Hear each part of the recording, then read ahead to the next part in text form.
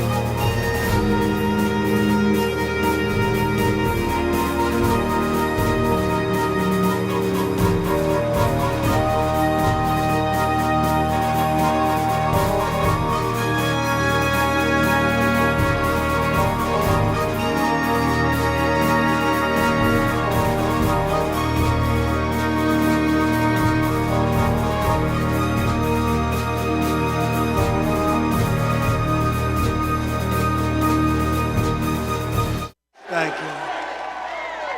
I really give a very big hello to Pennsylvania. It's great to be back in this beautiful Commonwealth with thousands of proud, hardworking American patriots, which is what you are. Think of this. Who would believe this? 80 days from now, we are going to defeat a communist known as Kamala Harris. She's a communist. Most radical left person ever to run for office. This is not what this country needs. We've had enough of them. We're going to win back the White House, and we're going to take back our country.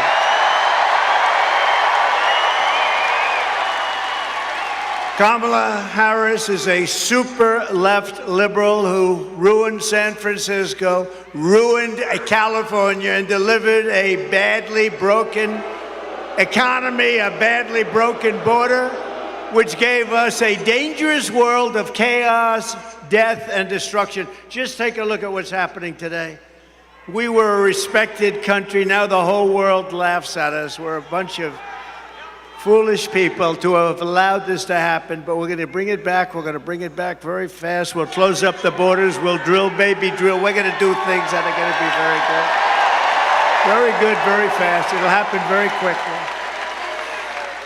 But she breaks everything that she touches, but soon we're going to fix every single problem. Kamala Harris and Joe Biden, Crooked Joe, what happened to Biden? I was running against Biden. All of a sudden, I'm running against somebody else. It's true. You know, it's interesting. I said, who am I running against? Harris. I said, who the hell is Harris? You don't know. Who the hell is Harris? You know, she was the first one out last time. She was the first one to lose. And now all of a sudden she's running. She never got a vote. They are a threat to democracy. Remember that. Starting the day I take the oath of office, I will rapidly drive prices down, and we will make America affordable again. We're going to make it affordable again.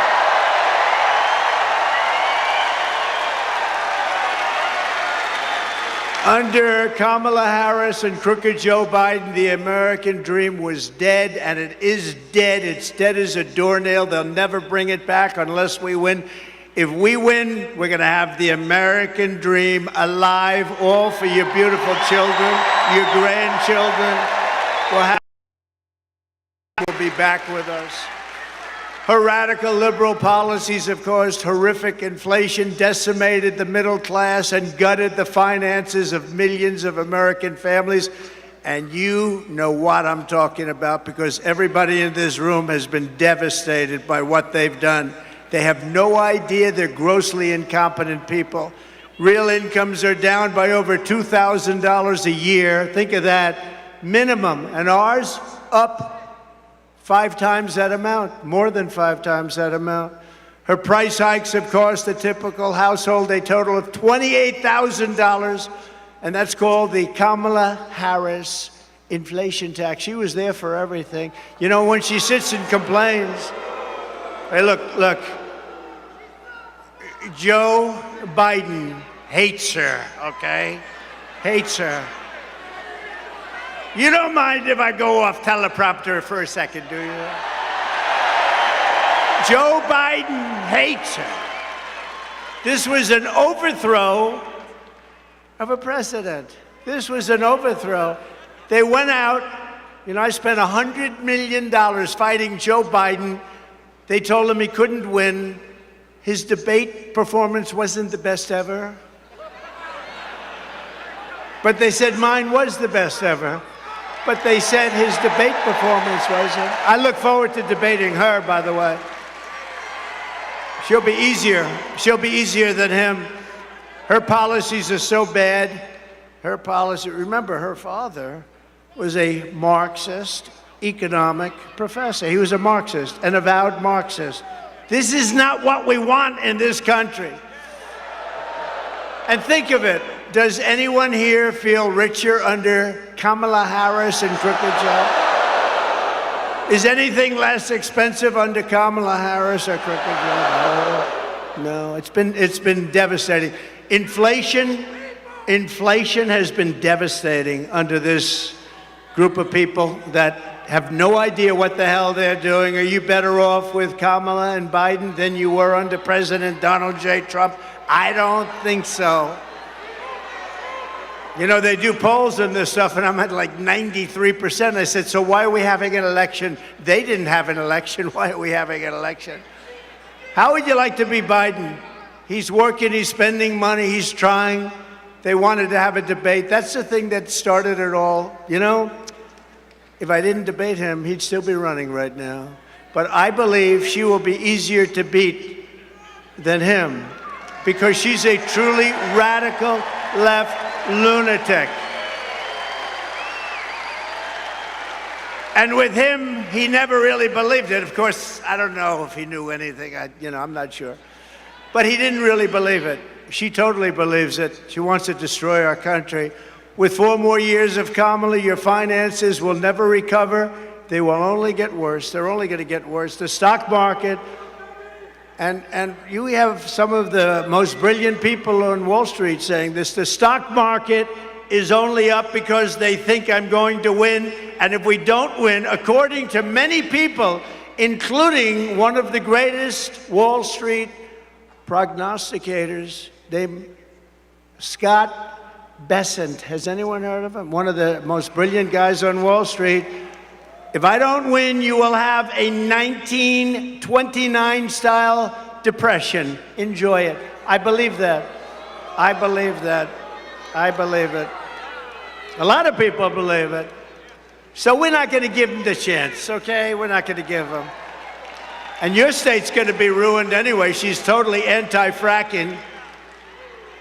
She's been anti-fracking and anti-drilling, anti-oil and gas from practically the day she was born. All of a sudden, a couple of months ago, she said, oh, I'd love to have fracking. Now, she won't have fracking. Vote Trump, and your incomes will soar, your savings will grow, young people will be able to afford a home, and we will bring back the American dream bigger. That we are going to bring it back. Bigger, better. Front row Joe. Bigger, better, and stronger than ever before. We're going to bring it back. Look at all these front row Joes over here. They've only been, you know, we have a couple of groups here. They're at about 222 events. Front row Joe, stand up, wave your hands. You guys are great. Patriots. But I have another group from a place called North Carolina. Has anybody ever heard of North? We love North Carolina. The beautiful ladies over there. This is number, what? 217. So this is number 217. And supposedly, they're happily married. How the hell does that work? Look at them. They're beautiful, and oh, there's a husband. Are you a husband? Who are you married to, husband? Oh, that was a wise choice. Beautiful, very nice. How do you handle it, right? How do you handle it? But they're great women, and they've been with us from the very beginning. They were with us from the beginning in 2016 when we had the 4 greatest years this country has ever had. They were with us then. Thank you very much. North Carolina. We're doing well in North Carolina. Thank you, darling. It's nice to not have to travel to California and other places, right? Yesterday, Kamala laid out her so-called economic plan. She says she's going to lower the cost of food and housing starting on day 1. But day 1 for Kamala was 3.5 years ago. So why didn't she do it then? So this is day 1305. We're at 1305. So why isn't she doing it now? Why doesn't she get away from her nice little place with her wonderful husband, go to Washington and do it now? You could do it right now. Why does she go to the convention? Because it's a rigged convention, obviously. She got no votes. He had 14, Sleepy Joe had 14 million votes. She got no votes. She failed. She was the first one out. She failed. She never got to Iowa. Great state, Iowa. We're going to win it big. The farmers love Trump, and I love the farmers. But she never got to Iowa. She was the first one to quit, and now she's running for president. I don't know. Somebody's going to have to explain our system to our many enemies all around the world. They're watching this saying, this place doesn't make a lot of sense anymore. Everything Kamala Harris says in her speeches is a lie. She gets up and just lies. I was watching her yesterday. She talked about all the taxes I was going to raise. I never said that. I'm lowering taxes. Yesterday, she got up. She started ranting and raving that Donald Trump wants to put a tax on gasoline, a tax on food, a tax on medication, a tax on clothing, a tax on every single thing that was ever invented. Your hat, he's going to tax. Your shirt, he's going to tax. He's going to tax your wife. He's going to tax your husband. And I'm saying, I never said any of that. They make it up. I mean, here's the truth. Kamala wants to put massive taxes on American jobs and American industries. I want to cut taxes on Americans while putting tariffs on China and foreign countries to bring our jobs back home to Pennsylvania and to take in billions and billions of dollars. I'm the only one that ever took in any money from China. China was really hitting us hard, ripping us apart. That means many, many presidents. And what happened is I put a tariff on, then I raised the tariff. We took in hundreds of billions of dollars from China. And Biden can't, it's so much money, he's trying to rescind it for a couple of reasons. Number one, he got a lot of money from China. Didn't he get 3.5 million, 4 million? That they know of. But he got a lot more than that. His family made a lot of money with China. He wants to get rid of the tariff, but he can't because there's so much money they can't do anything with the budget. A tariff is a tax on a foreign country. That's the way it is, whether you like it or not. A lot of people like to say, oh, it's a tax on us. No. It's a tax on a foreign country. It's a tax on a country that's ripping us off and stealing our jobs. And it's a tax that doesn't affect our country. And you could see hundreds of billions of dollars of tariffs on other countries also. I took in hundreds of billions, and nothing happened to us. They make less money. And you know what? Our jobs come back because there's no tax if they build their factory in Pennsylvania. There's no tax if they build their factory in the United States. So what do they do in order to avoid paying the tax? They say, let's build a place over here. No tax. Come on over. We love it. Just hire up people. That's all you have to do. It's very simple. As we speak, and this really goes to Michigan more than you, but I look at Michigan and South Carolina, a lot of other places that do the auto stuff, and they are building some of the biggest auto factories in the world right now in Mexico, right off our border. They think they're going to make cars not pay any tax, and sell those cars into the United States. Not going to happen, not with me. They're building some of the biggest auto plants in the world.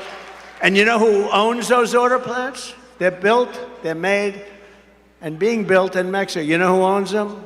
China owns them. China's very smart. I had a good relationship with President Xi. When COVID came, that was the end of that relationship. But I had a very good relationship. But we took in hundreds of billions of dollars from China.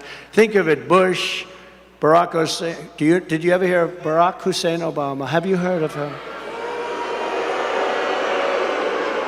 There are those that think he is currently running the country. Does anybody think? I don't know. I don't know that that's true. We know it's not Biden. Every attack Kamala makes on us is a fabricated, it's a lie. She's sort of a bad storyteller. She doesn't know how to tell a story very well, but she gets caught. She gets caught up in her own words. She's not a very good wordsmith, they say. I don't know. We're going to find out. We're going to have a debate at some point. They gave me the worst network, to me, is ABC. Worse than NBC, worse than CBS, worse than CNN, the home of George Slopadopoulos, a nasty guy. I said, George, I've had you up to here. So, and I said, nasty guy, the hatred. And yet when he interviews Biden, like 2 weeks ago, he interviewed Biden, it was like the nicest interview. What flavor ice cream do you like? George, I tend to like vanilla very much. With me, they get into a lot of subjects that a lot of people don't like talking about. But ABC's the worst. And that seems because they won't do it on Fox. They've turned down the Fox. You know, I've approved 3 debates. They've approved 1. The only one they've approved was their network. And now it came out in the New York Times, of all places, that the head of the news and the head of the whole thing practically is Kamala and her husband, lovely husband, best friend. Her and her husband are best friends with Kamala and her husband. And I'm supposed to do the debate. But, you know, with Biden, they thought I wouldn't do it. So they offered me something that I couldn't accept. They said, the debate is at CNN in front of no audience. So far, I'm 0 for 2. And see, they didn't want to do the debate. That would have been a good idea if they didn't do it. But I was going to accept anything. And I guess we'll do it here too, right? We'll accept anything, because otherwise she's not going to debate. She doesn't want to debate. But they said CNN and no audience, and we want to have you sit down. I objected to that. They wanted us sitting behind a desk. I said, give me a break. We have to at least stand for the American public. Wouldn't that be nice? So that was the only thing. And I would have done it if they insisted. No, I would have sat down if they insisted, but I thought it was sort of a little strange. But I had Dana Bash and I had Fake Tapper. But I have to tell you, they were very fair. I really thought they were very fair. So Jake and Dana, nobody knows how to say her first name. Is it Dana or Dana? Nobody knows. It's been going on for 20 years. She's been around a long time. Is it Dana or Dana? And now the fake news will say, Trump didn't know how to pronounce her first name. She doesn't know how to pronounce it. But look, but Dana and Jake, I used to call him Fake Tapper. Now I call him Jake Tapper because he treated us very fairly, and so did Dana. Treat me very fairly. I think it was, just about neutral. But he kept saying, he gave very short answers because he wasn't really doing too well. And I kept saying, I'll take it. But what happened? Sir, you have 92 seconds left. This is not what he wanted to hear. Right, David? They said, you have 92 seconds left. Going to be your next senator, I'll tell you. David McConnell. I hope you can vote for him. I hope you vote for him. I hope you vote for him. He's a great gentleman, great hero, actually, in many ways. He's a great guy. But so they gave me this thing, and they assumed I was going to turn it down. So I have the wrong network. I have the wrong anchors. I have no audience. I like an audience. I love people, It's oftentimes a mistake. Everything was wrong. So what we'll do is we'll offer him this thing that he can't accept. He won't accept it. And then we'll say, Trump didn't accept the debate. He's afraid to negotiate against Biden because Biden's so sharp. He's so sharp. He's sharp like a razor. So, but I surprised them. I said, I'll take it. I'll take it. And people said, are you crazy? I said, look, it's the only way you're going to debate. If we do anything else, they're not going to accept it. And these people are the same way. They offered me, we were supposed to have Fox on September 4th, and they said, no, I accepted it. I don't even know what's going to happen because I've accepted it. They haven't. So maybe they show up, maybe they don't. But I think it's sort of on for September 4th, but I don't think they're going to come. And then we go and we do the debate with ABC. ABC, again, I call it ABC fake news. So bad. They're so bad. They're so dishonest, in my opinion, very dishonest people. But I find them to be the worst. And I'm a professional at this, because I watch who treats me the worst. Now, NBC is horrible. CBS is horrible. They're all horrible. These are horrible human beings. But who treats me the worst? ABC fake news treats me the worst. And that's where they want it, where her best friend, it just came out the other day, nobody told anybody about this, is the head of the whole deal, right? But I'll probably say, I'll take it. Because you know what? They're not gonna do a debate. But just remember, these are phony, fake, disgusting people that hate our country. Remember that.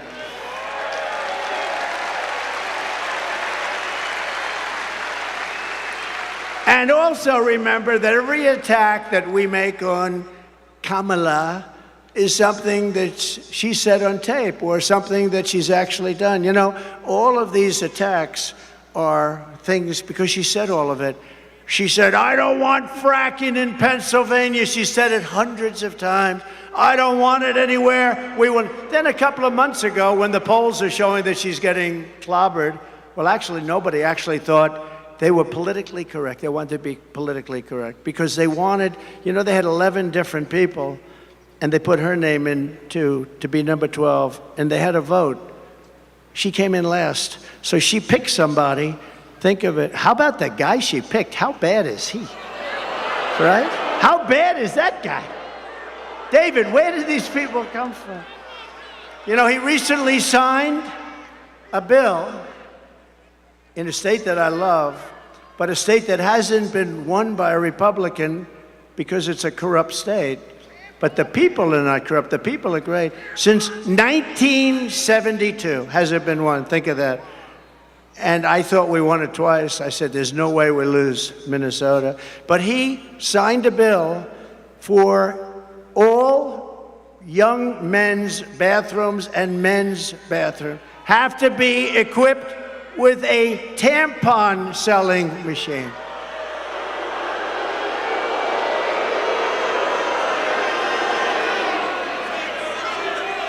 And she turned down your governor. By the way, just so you understand, I know some of you probably like him. I don't think he's a good person. I don't think he's good. I don't think he's good. But they turned him down because he's Jewish, okay? That's why they turned him down. Now, we can be politically correct and not say that. I could say, well, they turned him down for various reasons. No. They turned him down because he's Jewish. That's why they turned him down. And I'll tell you this, any Jewish person that votes for her or a Democrat has to go out and have their head examined. Because if you see what's happening with Israel and Jewish people right now, there has never been a more dangerous time since the Holocaust. If you happen to be Jewish in America, there's never been anything like it. I'm seeing things, I can't even believe it. And we want to bring about unity and peace and everything else. It looks like they're going to have nothing but riots out there in Chicago. It's really a sad thing, but they turned him down for that reason, and they turned him down for a couple of other reasons too, but the primary reason was that he's Jewish. And you don't think I know what goes on in their campaign? I know it well. I know it very well. She's a nation wrecker who is more liberal than crazy Bernie Sanders. You know crazy Bernie? He's pretty bad, right? She is substantially more radicalized than crazy Bernie. You cannot have her as your president.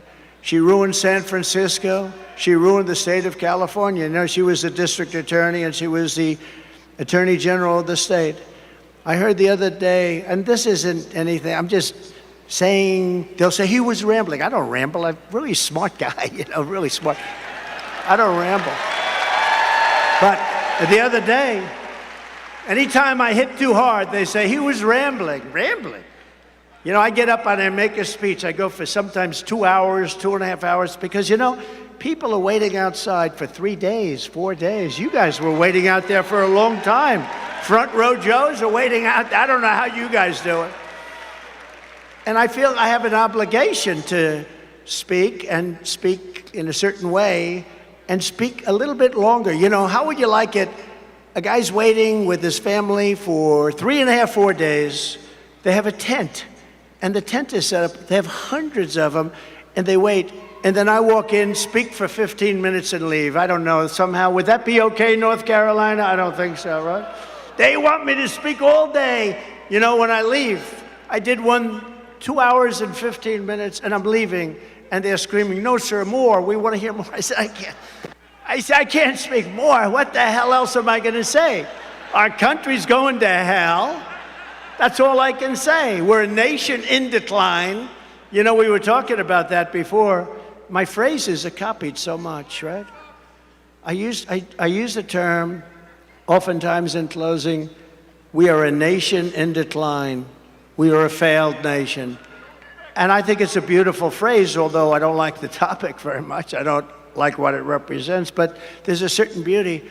All of a sudden, all of these candidates, including Republicans, are saying we are a nation in decline, we are a failing nation. And I say, you know, what the hell do they have to copy me for, right? But they have a lot of words that they copy. Many of our words, we were in the plane before coming in and our people said, we went through a list. I think we're going to release a list. Let's release it. But so many of our phrases they copy. I should be, really, that should be a nice thing, not an insult. But crazy Bernie Sanders has said a lot of things. And one of the things he's arguing about is who's more liberal. And after about 2 minutes, he gave up. He said, this woman is nuts. Look, people say, be nice. Have you heard her laugh? That is the laugh of a crazy person. That is the laugh of a crazy. It's the laugh of a lunatic. Have you heard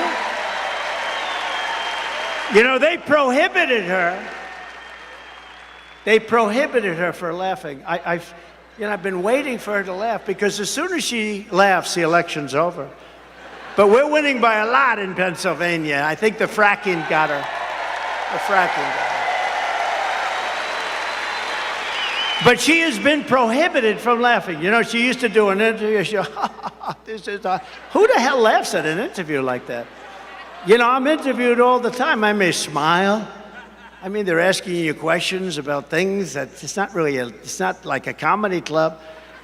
And she'd break out. That's one of the reasons she refuses to do interviews, I think, because she laughs. It's so horrible. No, it's so horrible. But, you know, she hasn't done an interview like in 30 days or something like that. And I do one every day. If I pass, I just did one backstage.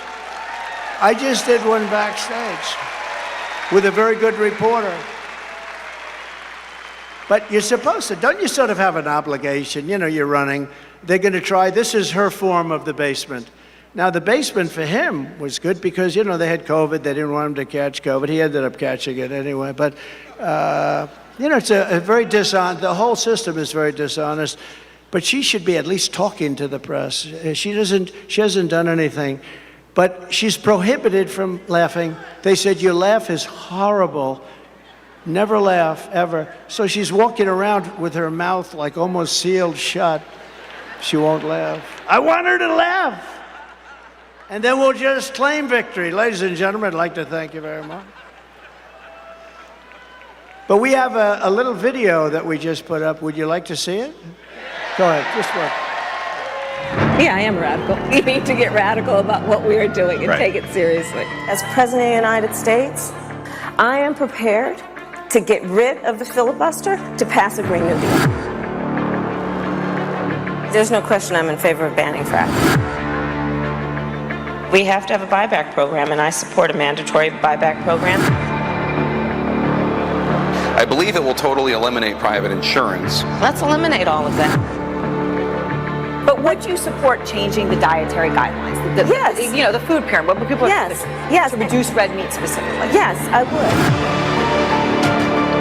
Raise your hand if your government plan would provide coverage for undocumented immigrants.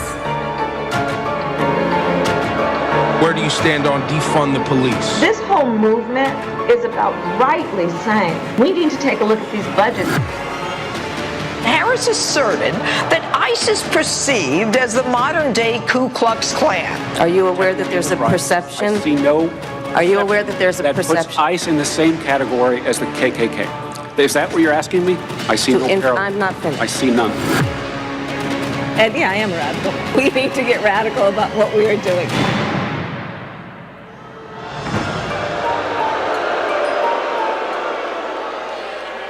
Now, over the years, and right up until the present, she wanted to openly defund the police. How do you like that?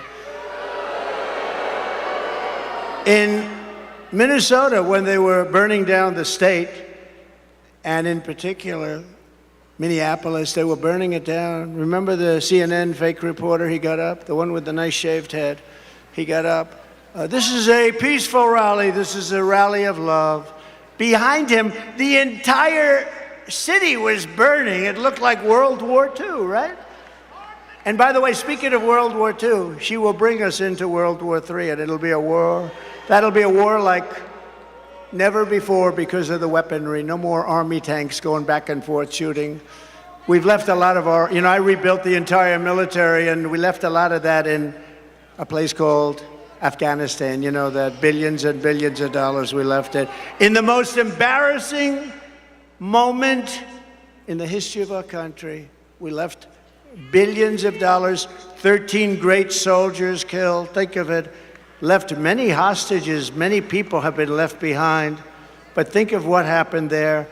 We got out in disgrace. We should have gotten out with strength. I was getting out. We would have been out even sooner, but strength, dignity, we would have kept Bagram, the big air base. You know who occupies Bagram right now? China, because it was 1 hour away from where China makes its nuclear weapons, not because of Afghanistan, but because of China.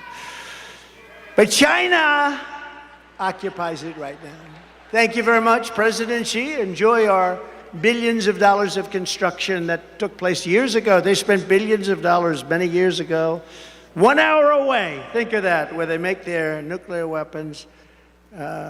It's so embarrassing, the stupidity of the people that have run our country, but we did things the opposite way. We were very smart. We were very respected. We're a respected country that respected your leader, your elected leader. But remember this,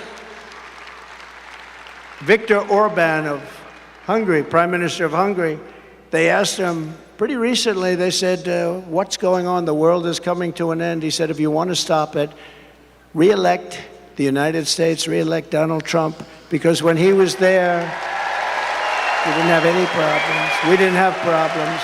Russia wouldn't have happened with Ukraine. Israel would have never been attacked on October 7th, never. Iran was broke.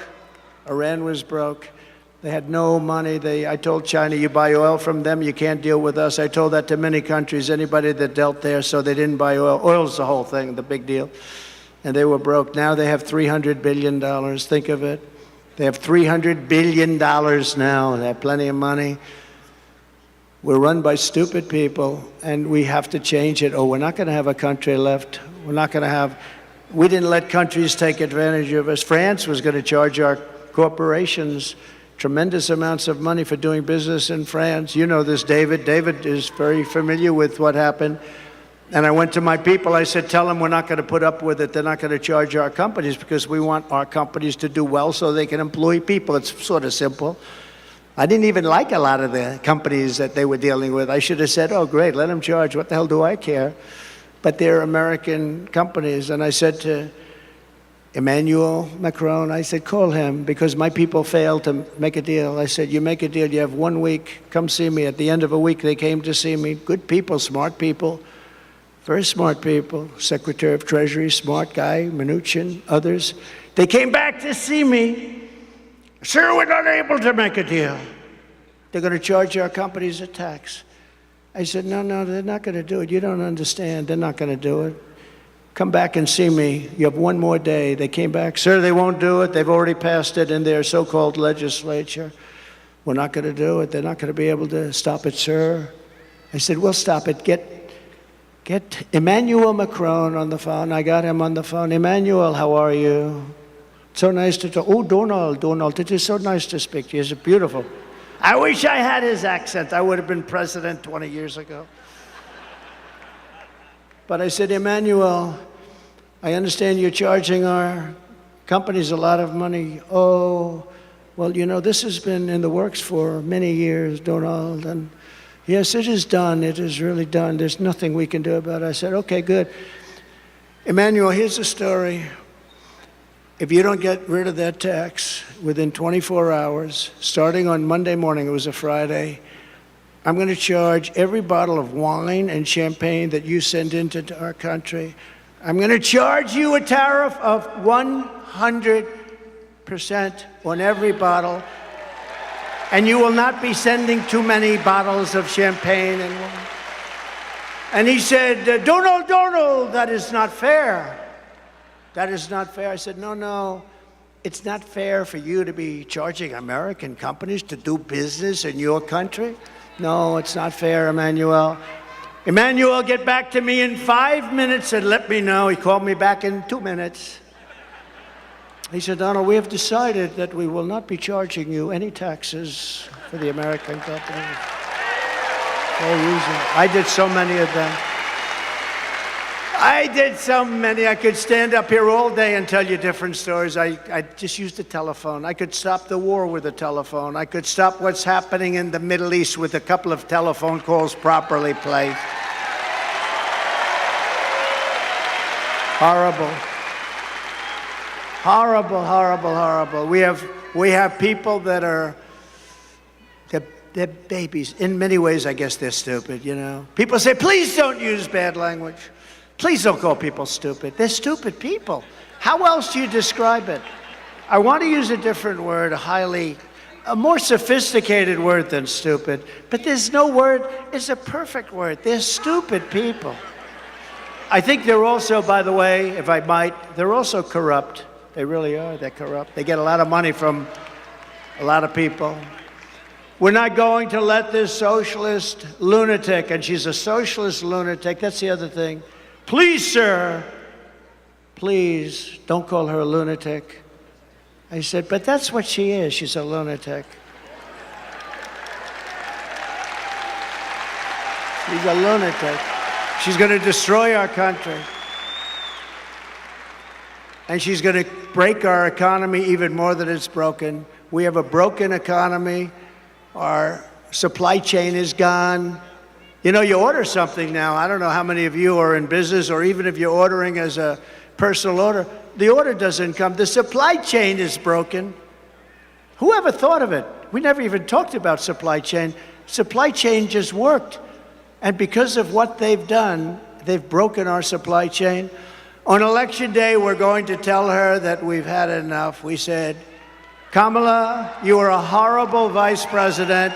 You're going to be a horrible president. We're not going to take it anymore. Kamala, you're fired. Get out of there. You're fired.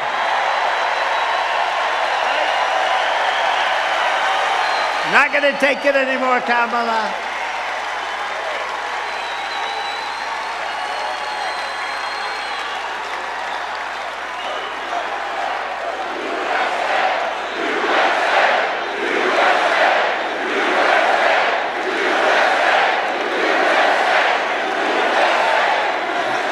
We're not going to take it anymore. We have a country to save. And how about the fake news? Oh, look at them all back there. Look at all those cameras. Look at all those cameras. Wow. Look at all those cameras, all those fake writers. Look at them. I mean, Time Magazine, think of this. Time Magazine doesn't have a picture of her. They have this unbelievable artist drawing her. And I said, is that Sophia Loren? I couldn't. Who might that be? Is that Elizabeth Taylor? They say she was a beautiful woman. Who is it that's so beautiful? Drawing. It's a drawing. They took a lot of pictures. It didn't work out, so they hired a sketch artist. I said, I'm sure, they must be celebrating the great life and times of the magnificently beautiful Sophia Loren. And you're not allowed to say this anymore. You know, David, don't ever get caught in this trap, David, please. Don't ever call a woman beautiful, because that'll be the end of your political career. Please. I want to make your life much easier, David. By the way, he's also got a great wife, I have to say. He's got a great wife. But, you know, I mean, I read a so-called Republican who Ronald Reagan didn't like, by the way, and she didn't like him, but she got credit for being this Reagan speechwriter. Highly overrated. I don't know anything about her. I don't know her. Treats me badly, but that's okay. She called it wrong. She's called it wrong now for about 8 years. But she said one thing that got me. She said Kamala has one big advantage. She's a very beautiful woman. She's a beautiful woman. So I decided to go back and reread the clause. I'm not saying he's, but I say that I am much better looking than her. I think I'm much better looking. Much better. I'm a better looking person than Kamala. No, I couldn't believe it. She said, you know, I had never heard that one. They said, no, her biggest advantage is that she's a beautiful woman. I'm going, huh. I never thought of that. I'm better looking than she is. In her speech yesterday, Kamala went full communist. You heard that? She went full communist. She wants to destroy our country. After causing catastrophic inflation, Comrade Kamala announced that she wants to institute socialist price controls. You saw that. Never worked before, never ever worked. This is the Maduro plan, Venezuela. Maduro plan of like the old Soviet Union. They tried it. How did the Soviet Union work out? It became Russia, a smaller version. It was a smaller version. It will cause rationing, hunger, and skyrocketing prices, just like their Inflation Reduction Act caused, one of the great scams of all time. They got it approved with a beautiful name, Inflation Reduction, because inflation under their system has been so bad. It's gone up much more than 50%. You know, they say 30, 40, 50, much more. People are being devastated. They're being devastated. But it's gone way up, way up. And they made a big mistake. Yesterday in her speech, I think she said, I had to play it back. You know, I love the playback controls you have nowadays. They used to call it TiVo. Now they have TiVo, I think it's the single greatest invention. It's better than television, because television would drive you crazy if you couldn't do a playback, right? Now I can play back. I heard the statement, and I heard that statement that she made, and I said, you know, she made a statement yesterday that from her time in office, essentially, prices have gone up by 50%, something like. I said, did she just say that? I said, that speechwriter is going to be fired. In fact, we took that section and we actually made a commercial on it, and we got the best commercial of the week, and we didn't do anything. We just played her back. But here's the problem. The things that she said yesterday don't work. They have never worked. They've never been used many times before in many other countries. They've never worked. They've just never worked. They've been used oftentimes, many countries, and in every single event, it ruined those countries. It's a communist system. It's what her father, a Marxist, he was a Marxist, it's what her father taught her from a young girl growing up. She's promising to hand out things she can't deliver. She can never deliver them. She'll never get them approved. Just like when she and Crooked Joe tried to give away student debt. Remember, she wanted to pay. How did that work out? Not too good. The students are saying, I love him because of student debt, but he got rejected. And this will be rejected even more so because what they're doing is a communist takeover of our country. Her plan is very dangerous because it may sound good politically, and that's the problem. And we have to be very careful.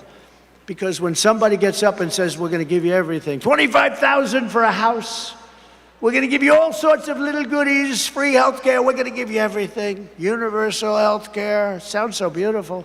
And I told my people, you got to be very careful. I told the Republican Party, you have to be very careful. She's giving all this away, and somebody that really isn't into it, we're largely, even groups like this, we're into it. We think about it all the time. We want to take back our country. We want to save our country. When somebody's and you understand how bad this stuff is. This is communist, this is Marxist, this is fascist. But you know what? It's dangerous because she's saying that she's going to give away things that she'll never be able to get approved.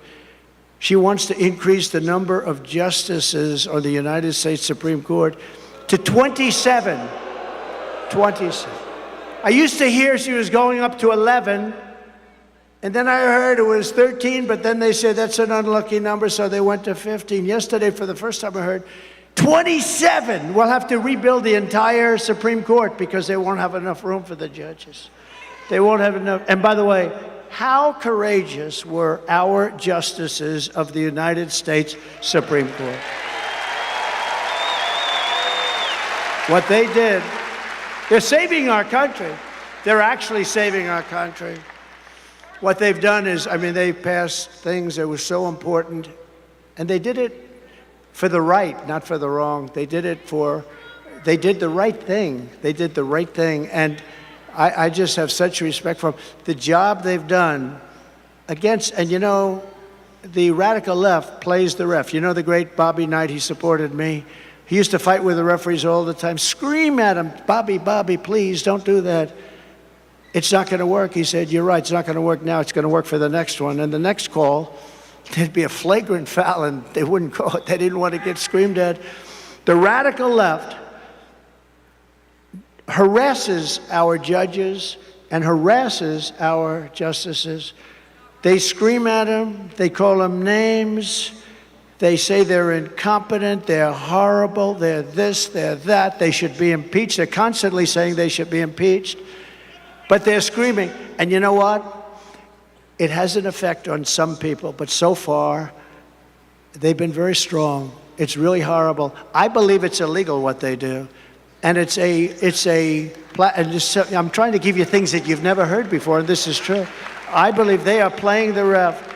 They're constantly criticizing some of our greatest justices and a lot of great judges. I kept hearing so much about the Florida case because, they weaponized our system, our government totally weaponized it. First time it's ever happened. And they said, my biggest case is in Florida. And we had a very brilliant, I don't know the judge, but a fair and very brilliant judge who took tremendous abuse. Would have been so easy for her to just rule against me. But she didn't do that. She threw out the whole case. It was thrown out. That was a big case. And I have such respect for her. Because she is, in fact, brilliant. But they were hitting her so hard. She's going too slow. She's that. She should be removed immediately from office. These people are horrible. I really think it's illegal what they do with judges and justices. They're playing the ref. No different than Bobby Knight, and he was great. He endorsed me, and Indiana was mine. He was a great coach. He's the last coach to go undefeated. I guess he was like 38-0. For some reason, they've never had another college team since then. That was many years ago, and he came out in favor of Donald Trump, and it was a big thing. I won Indiana by a landslide, because when Bobby Knight from Indiana endorses you, you win. Sort of like when I endorse you, you win too. We have a very good record of endorsement. But we can't let these radical left thugs constantly scream at our judges and say we're going to impeach him, we're going to take him out of office or her, we're going to do horrible things to him. continuous. When you heard Schumer get up on the stairs of the courthouse, Supreme Court, and talk about Kavanaugh, we're gonna get you, Kavanaugh, we're gonna hit you, or whatever the hell he said. If a mobster said that, they'd be put in jail immediately. He frankly should have been put in jail, or certainly spoken to very strongly. He got lucky. He got lucky. He had a couple of guys that didn't want to do it, and I understand that also, but he got lucky. But you know, we can't let him do that, and I just want to pay my respect to the judges that have suffered abuse at the hands of the radical left lunatics, and I really admire them for being, because you know what? All they have to do to end it is rule against me or whatever it is. If they say, Trump, you're guilty. Oh, now all of a sudden they say, oh, that's the last time they ever say bad. But they can't do it because these people have weaponized the Justice Department, including local DAs and local attorney generals and Fani, you know, Fani spelled F-A-N-I. My name is Fani, F-A-N-I. I don't figure it. She put a little French accent on the word with her lover Wade, right? Lover Wade, we call him, lover boy Wade. She hired and paid him almost $1 million because of his great knowledge of the law. He never did it before. With us today is Daniel Campos, a pilot in Venezuela who now lives in Pennsylvania. Great gentleman. Daniel came to tell us what you think of Kamala Harris leading our country into socialism. We're being led into socialism, but the socialism will be short-lived. It's going into communism. If you would have told me, and if you remember many times during State of the Union, I would say, we will never have a socialist country, and everybody would applaud. But I was right, because we're really, I think, skipping socialism. We're going into communism. When they weaponize our government like this, that's what they do in third world countries. That's what they do in South American horror shows. That's what they do in banana republics. They've weaponized it, but I believe ours is even more corrupt. The New York court system is totally corrupt. They use the state and the city to go after me. They take top people in the Department of Justice and put them in the Attorney General. Letitia James, she campaigned on, I will get Trump. And they then go there, and then they go into the Manhattan DA's office. They use Hillary Clinton's lawyer and the Democrats' law firm to leave the firm and go into the DA's office in order to prosecute Donald Trump, free of charge. They're not going to charge. Then he writes a book. This guy writes a book before the thing even went anywhere. And in the book, he said, I do it for free. It's so great. These are corrupt people, and we have to call them out. So remember the term, playing the ref with our judges and our justices should be punishable by very serious fines and beyond that. But I'd like to ask, because we're into that whole system, and I'd like to call up Daniel. Please come up and tell us about your experience in living in a country that went very, very bad, went radical left, and the experience has not been good. Please come up. Thank you. Hi, Daniel. Appreciate it.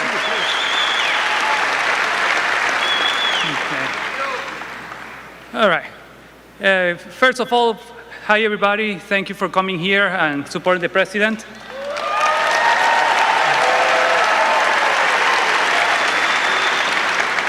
I'm gonna say the first part of the speech, well, of my story in English, then I'm gonna repeat it in Spanish in order to allow our Latino voters to understand and hear what the situation is going on.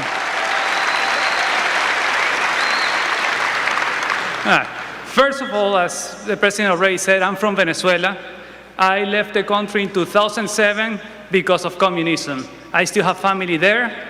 There's been family that left that has left even before me or are continuously living little by little.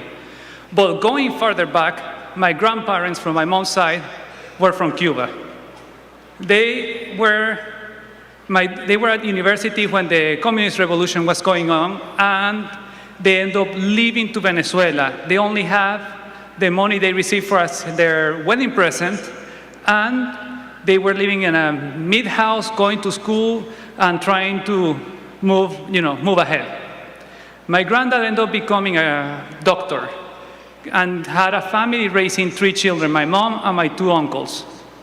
When in the early 1990s, Chavez did a military coup, and right after he ran for president, my granddad saw the similarities to what was happening in Cuba, and he told everybody that would listen to him that it was coming.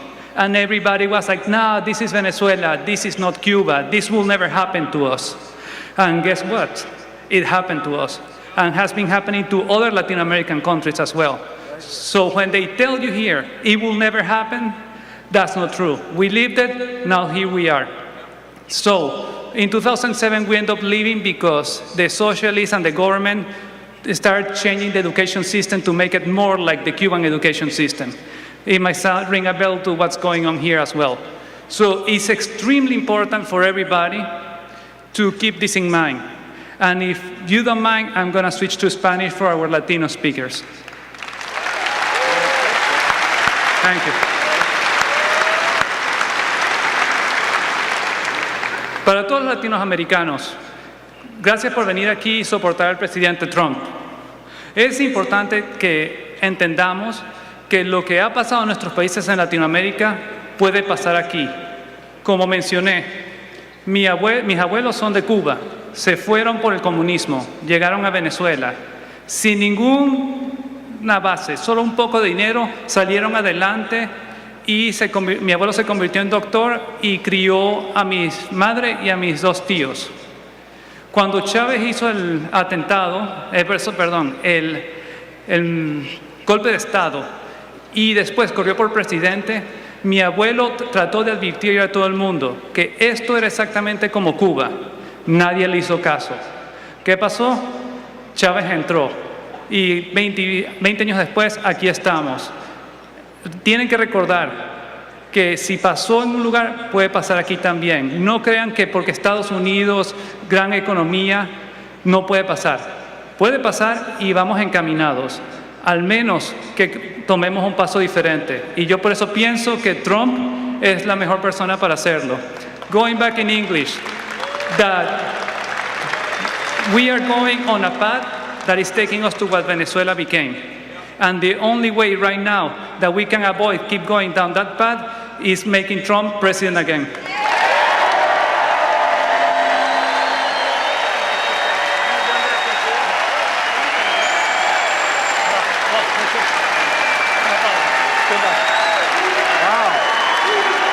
Great.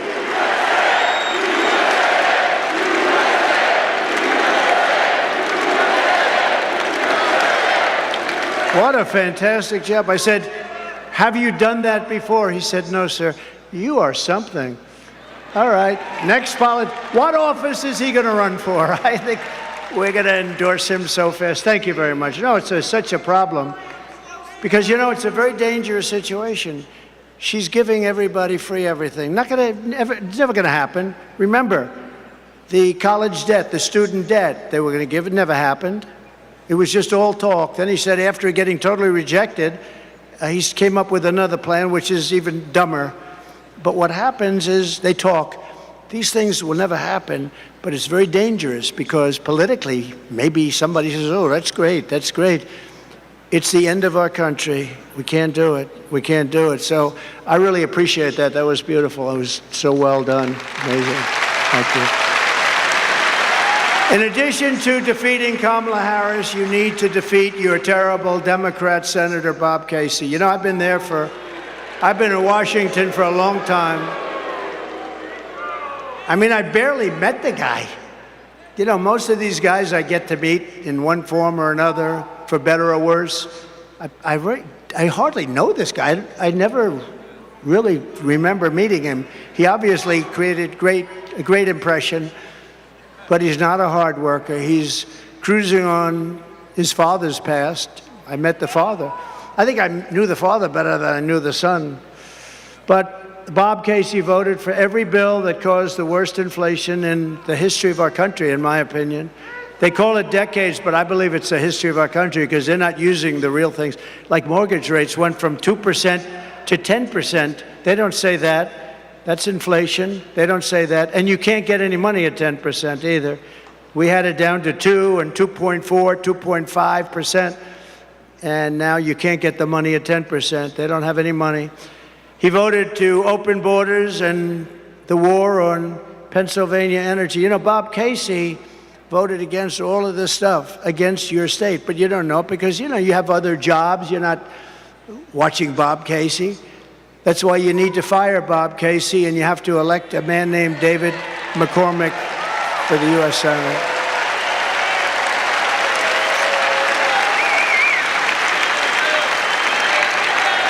Dave is strong on borders, great on taxes. He wants to reduce your taxes. You know, all my life, I've been involved, usually from the other side. It's called writing checks. But I've been involved. I've made lots of contributions to politicians all my life. And politicians always talked about, we will lower your taxes. That's all they talked about is lowering taxes. This is the only group I've ever seen where they say, we are going to increase your taxes. I've never heard of it before. And by 4 times, I gave you the biggest tax cut in the history of our country.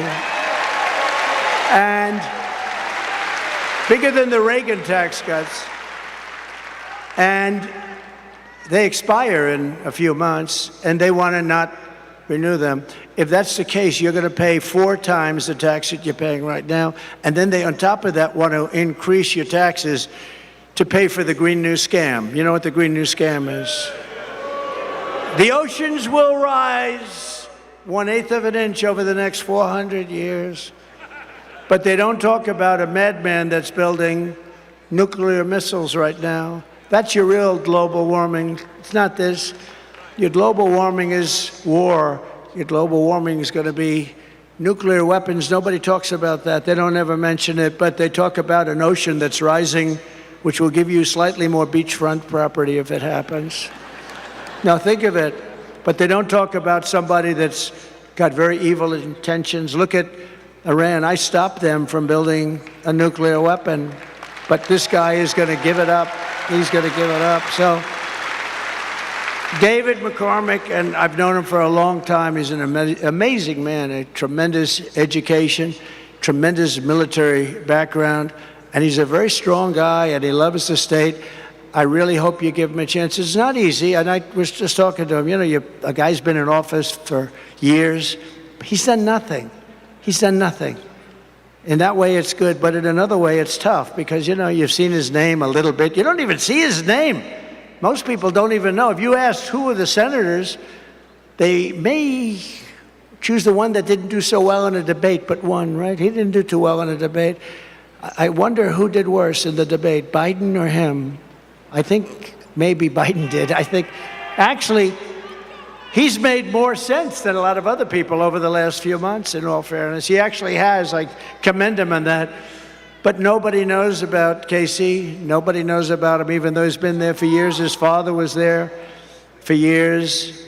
I just want to ask, it's very important because we want to turn our country around. We need to get great representation, even beyond the presidency. And this is a dead seat.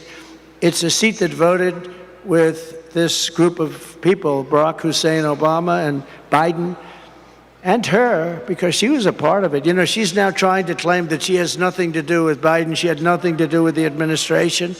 They put him on. Now, maybe they change it, because I said this a couple of days ago. Usually when I say something, they immediately change it, so I can't say it anymore.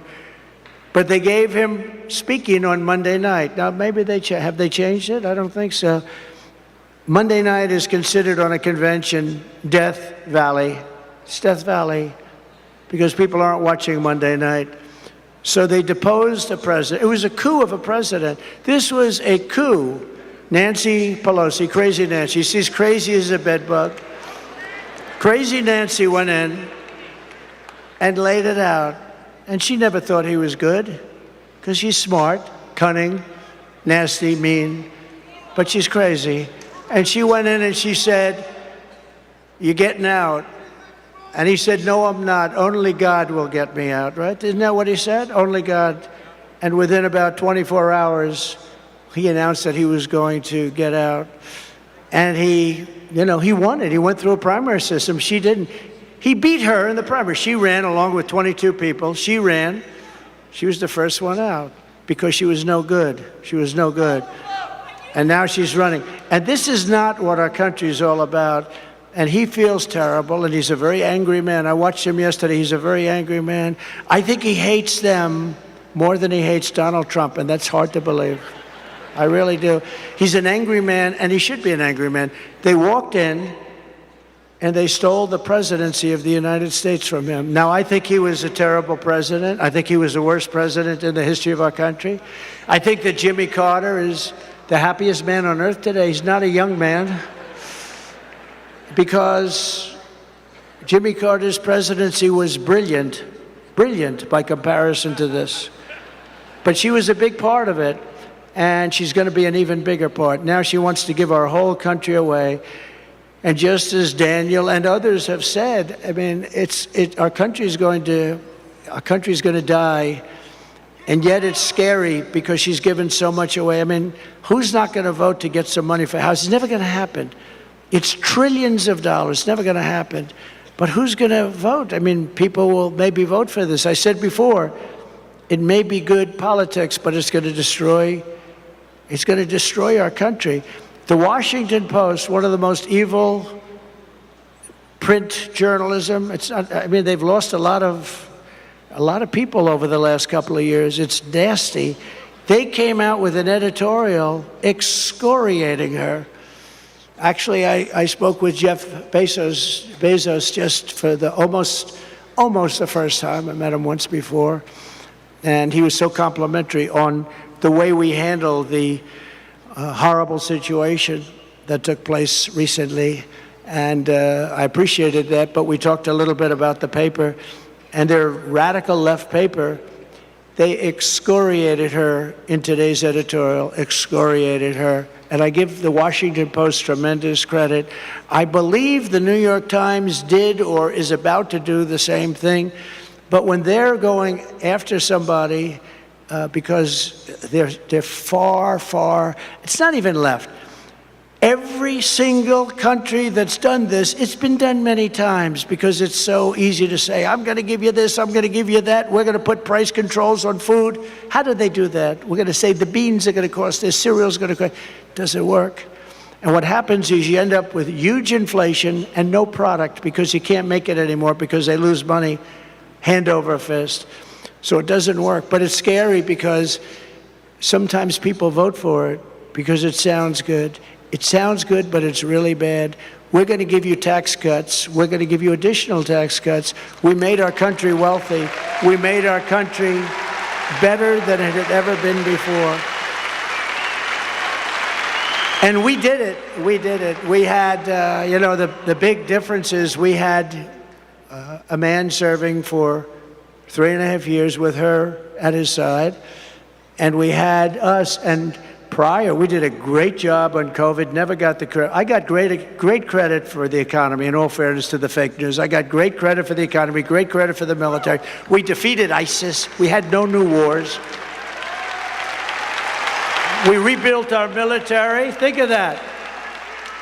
We came up with a new and very important organization, to put it mildly. First time since the Air Force, almost 80 years, Space Force. And we took space where we were languishing to China, falling way behind China and Russia. We took space, and now we're dominating them. We put some incredible people in there. Space Force has been so important.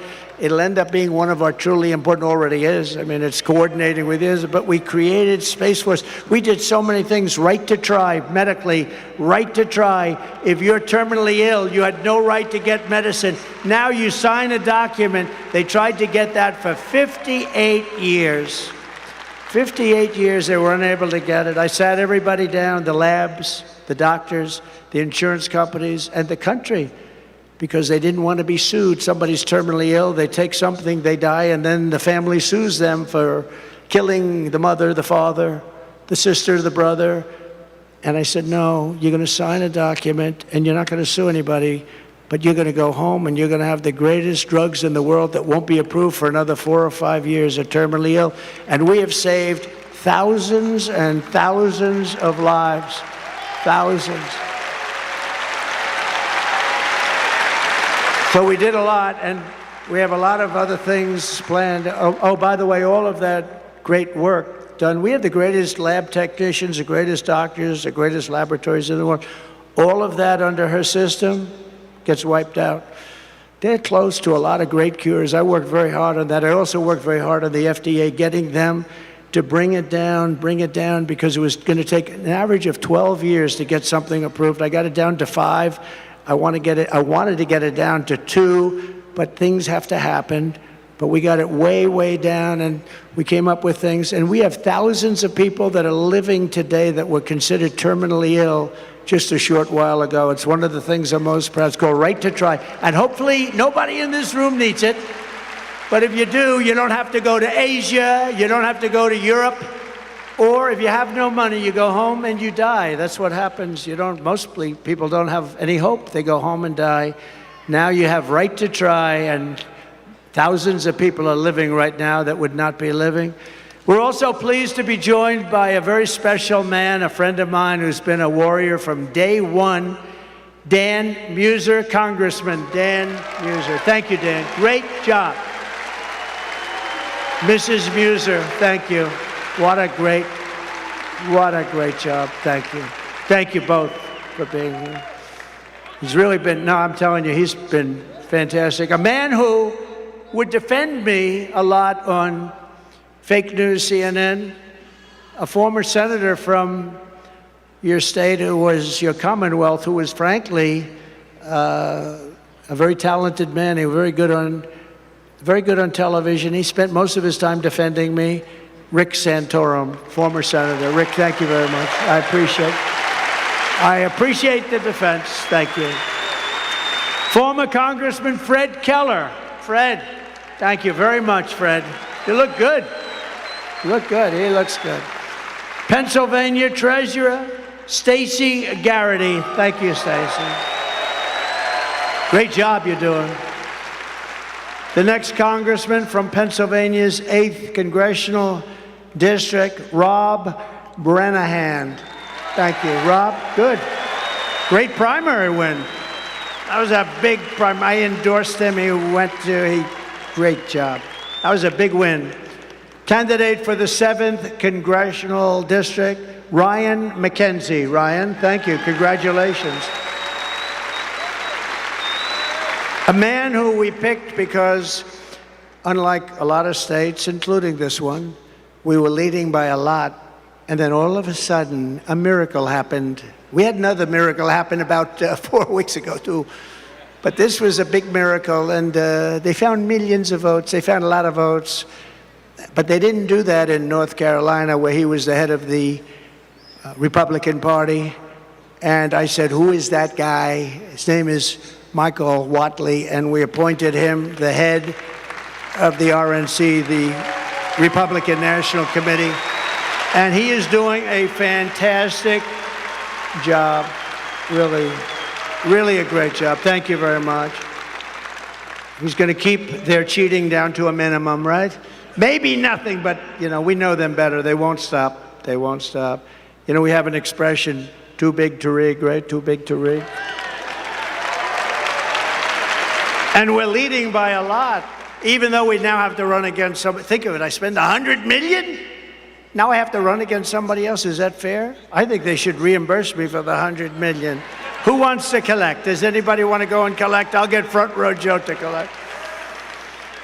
The mayor, who's really a wonderful man, by the way. Mr. Mayor, it was good meeting you. Carl Curran. Thank you, Carl. Thank you very much. Thank you, Carl. Good man. New York's Broome County DA, Paul Battisti. Paul Battisti. Thank you, Paul. Thank you. Good job you're doing. I wish you were in Manhattan. It would be very... We could use a good one in Manhattan. And Lackawanna County Commissioner Chris Shermack. Chris? Thank you, Chris. Thank you, Chris.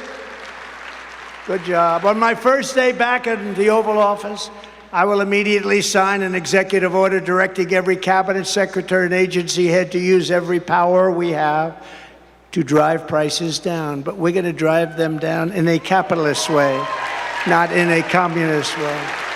At the center of this effort will be to end Kamala's war on American energy, and we will drill, baby, drill. We're going to get your energy prices down. We're going to get your energy prices down by 50%. The Kamala presidency will mean death for Pennsylvania energy. Remember that. It'll mean death for Pennsylvania energy. Kamala imposed a natural gas export ban to cripple Pennsylvania energy producers. You do know that she's against this whole energy thing that you have going, which is by far the most important thing you have from an economic standpoint, a job standpoint. She's against it. Kamala supports a carbon tax on the working class, and she's vowed that she will ban fracking, which means 423,000 plus at least 150,000 jobs beyond that. Pennsylvania is going to always be fracking because we desperately need the energy and we desperately need the jobs. But she will end it. She will end it. In addition, your state and local government will be starved of billions of dollars in oil and gas revenue, which means higher taxes, lower property values, worse schools, and plunging quality of life in the great Commonwealth of Pennsylvania that I love. I've spent a lot of time here. I told you I went to school here, the Wharton School of Finance at Penn. Under my leadership, we will make America energy independent and energy dominant, and Pennsylvania energy workers will lead the way. You're going to lead the way. It's big stuff. To further combat inflation, I will terminate Kamala Harris's Green New Scam. It's the greatest scam maybe ever played. And rescind all of the unspent funds. We're going to take those unspent funds and use them for roads and bridges, and we're going to give back a lot of money into the Treasury and pay down debt. To make both new and used cars more affordable, I will end the Biden-Harris electric vehicle mandate on day one. One of the most ridiculous things. One of the most ridiculous things. Kamala now claims to want to cut red tape, but in less than 4 years, she's buried American families in regulations costing a typical household much more than $5,000 per year. Think of that, just with their red tape. I will cancel Kamala's crushing regulatory onslaught, and I will immediately eliminate every costly job. Now, just so you know, I cut regulations more than any president in history by far. By far. So you can't say to me, well, why didn't you do it? With me, you can't say that on anything. I did do it. Everything I said. You know, they said, promises made, promises kept. What I said, I kept. I mean, unless there was some crazy thing somewhere, but I got it done. I got it all done. Even the wall. I built hundreds of miles of wall, and I had to fight Congress. I had to fight the Senate like you wouldn't believe. I built hundreds of miles of wall. And I ended up taking it out and winning in court. We had 11 lawsuits by mostly Democrats like Nancy Pelosi. We had 11 different, we won every one of them. But think of it, I built the wall, I said, I'm taking it out of the military because our country's being invaded. This is an invasion of our country. And we built hundreds of miles of wall. Then we built and had made an extra 200 miles that we were going to use to expand it further than I ever said.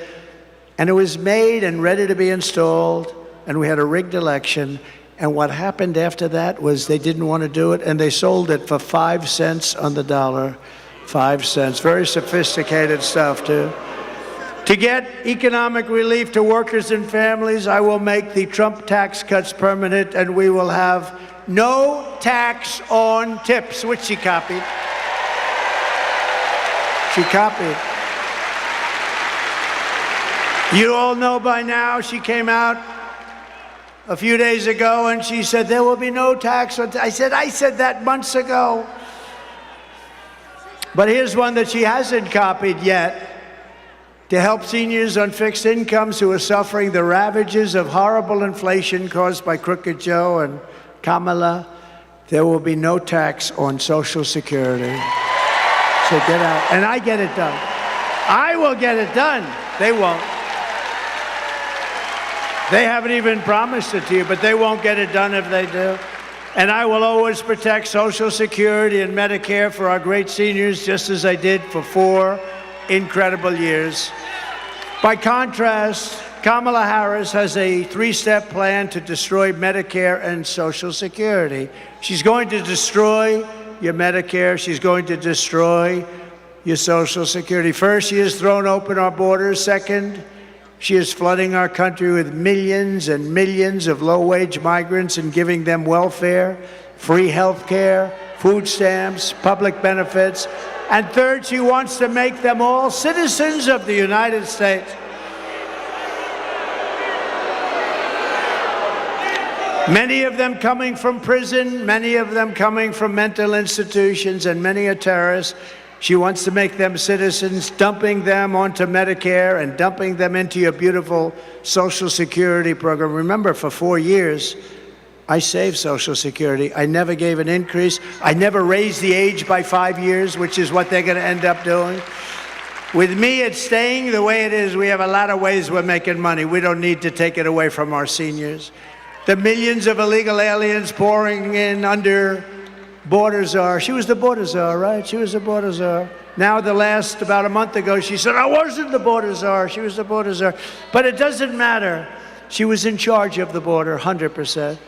But border czar Harris are coming in from the worst places, some of the most dangerous countries in the world. And as I said, they're emptying out their jails and prisons, and they're emptying out their mental institutions, and they're dumping them into our country. What's happening to our country is shocking. It's unacceptable, and we have no choice. We're going to do the largest deportation in the history of our country. We have no choice.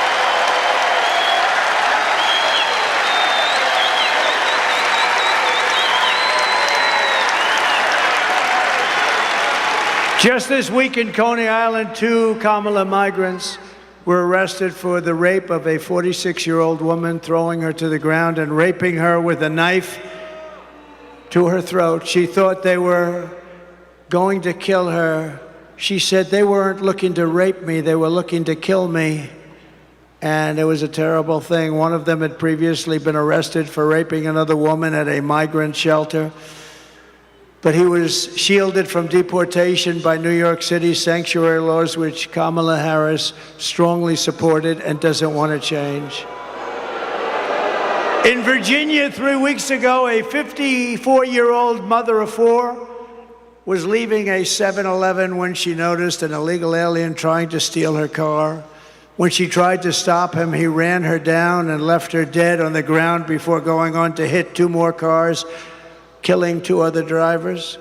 And in May, the leader of a Peruvian gang known as Los Killers was released from Border Patrol custody and set free into America. And Kamala's direct orders, she said, set him free. Meanwhile, he was wanted for 23 murders in Peru. Kamala refuses even to call these criminals, and we're not going to use the term, she said, illegal aliens. No, they are illegal aliens, but she said don't ever use that term. But they're not just illegal aliens. Honestly, they're monsters. These are savage monsters. The Harris policy is to let thousands of migrant killers and rapists into our country. You know, she was asked the other day, but she didn't respond. We have detention centers where we have some of the worst criminals in the world in those detention centers from other countries, and not just South America. They come from Africa, they come from Asia, they come from the Middle East, they come from countries that are seriously crime-ridden. And those countries, the crimes are going way down, like Venezuela. We talked about Venezuela before, and think about Venezuela. Their crime is down 72%. They've gone to Caracas, and they've gone to different places in Venezuela. They've taken their murderers, their drug dealers, their rapists, their thugs, and they've taken them out of the country. They've said, you're going to the United States of America, and if you come back, we will kill you. And they are now living with us. All will be criminals soon. And don't forget, they're just getting used to the experience of being in a country where criminals are treated better, far better than the people that are being hurt and victimized. And when they see that, and they're going to have levels of crime, I call it migrant crime. We'll call it Kamala migrant crime. She destroyed San Francisco. She destroyed Los Angeles. I call it migrant crime. She had something that she went with. You're not a criminal. It's a very minor offense if you steal anything from a store that's less than $950. Did you know that? So guys are walking into stores with, they walk into stores with a calculator. Keep it under $950 and nothing's going to happen. By the way, if it goes to $9,050, nothing happens either. What's happened in California with Governor Newsom and guys like this, people like this, is terrible. But Kamala, what an environment, what a beautiful place, what a great place. The weather is so beautiful, the ocean, everything's beautiful. It's crime-ridden and horrible, and changes have to be made. The Trump policy is to keep these savage criminals the hell out of our country. They're going to be out of our country. If Kamala wins, you will have mass amnesty and citizenship for all. She wants to give all of these people citizenship. In Venezuela, their crime is down 72%. In other countries all over the world, their crime is way down. And in our country, wait till you see the real numbers, because they're not counting migrant crime, which is going to make our crime look like baby stuff. If I win, you will have the largest operation of police to take care of us. They have to take care of us. They want to take care of us. They want to do their job. As Border Patrol wants to do their job. And it's going to start on Inauguration Day, January 20th, 2025. It's going to start immediately. They want to do their job, and we don't let them. And if they do their job, and if they're a little bit strong about doing their job, they're dealing with a lot of very tough people. They take away their pension, they take away their job, they lose their family, they lose their house, they lose everything. They end up in squalor, and we're not going to do that. We're going to defend our great local police and law enforcement in general. We're going to defend them. We're going to defend them because we want them to protect us. And we're going to need them much more than ever before, because the criminals pouring into our country by the millions. I believe the real number is over 20 million people. You don't hear that yet. 10 million, 12 million, 14, even if it was, it's still so many. But I believe the real number is over 20 million people. That's larger than New York State. Kamala Harris wants to eliminate private health insurance and give free taxpayer-funded health care to every single illegal alien in the country. They want to give. And then you wonder, why do they come up? You know why they come up? Because guys like Newsom and others are saying, come up, come to our country, we'll give you health care. You know what they're doing to your school system is incredible. People are taking the seats of your children. Your children can't go to school, and you have people taking their seats that don't speak a word of English, come from a foreign country, and your kids aren't getting educated. Your kids are not getting educated. They're considered like secondary citizens. And this is Kamala and Joe to a lesser extent. Look, Joe's lost. Forget him. By contrast, I'm going to keep the Affordable Care Act unless we can do something much better. We'll keep it, but we can do much better. It's too expensive for the people. They can't afford it. It's lousy health care. If we can do something better, we're working on it. If we can do something better, but we will never let anybody touch it unless we have something better. We're going to deliver lower prices, lower drug costs, and new options that will dramatically reduce the crushing burden on all American patients. And Kamala and Crooked Joe, they try and take credit for $35 insulin, but I was the one that did the $35 insulin, not them. Just kicked in during their administration. I remember a few years ago, I said, Boy, oh boy. They said, sir, this will kick in over the next 2.5, 3 years. I said, what about now? You couldn't do it, just a process. I said, I hope I win the presidency because I want to get credit for that. But, he gets up there, oh, we got $35. I got it. Kamala Harris's Democrat Party is the party of health care for illegals. The Republican Party is the party of common sense. We really are the party of common sense, ultimately. So we will bring back our supply chains, and they've been so devastated. Our supply chains are devastated. You order something, and they say, sir, that'll be 4 months. And then 4 months comes up, and they say it's going to be another 4 months. It's stuck at sea. They have no idea where the hell it is. But we're going to bring them back from China and other foreign countries, ending costly supply chain disruptions, and they are really bad. They're as bad now as they were, but we get used to it. We're living like a third world country. Who thought? As we reduce burdens on domestic manufacturers, American workers will make our critical goods better and cheaper right here in the USA and right here in the Commonwealth of Pennsylvania. And I will, with David, revoke China's most favored nation's trade status. They have a huge advantage because they are a growing nation. Well, we're a growing nation, too.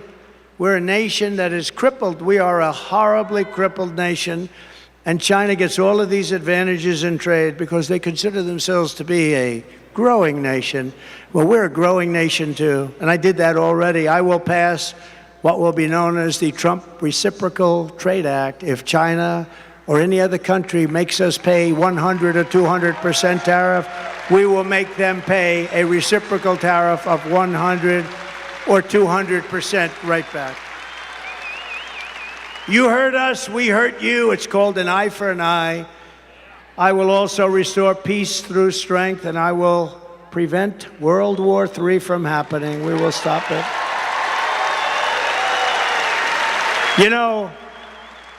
When crooked Hillary Clinton was running against me, she said, look at him, listen to him. He will start a war, a world war.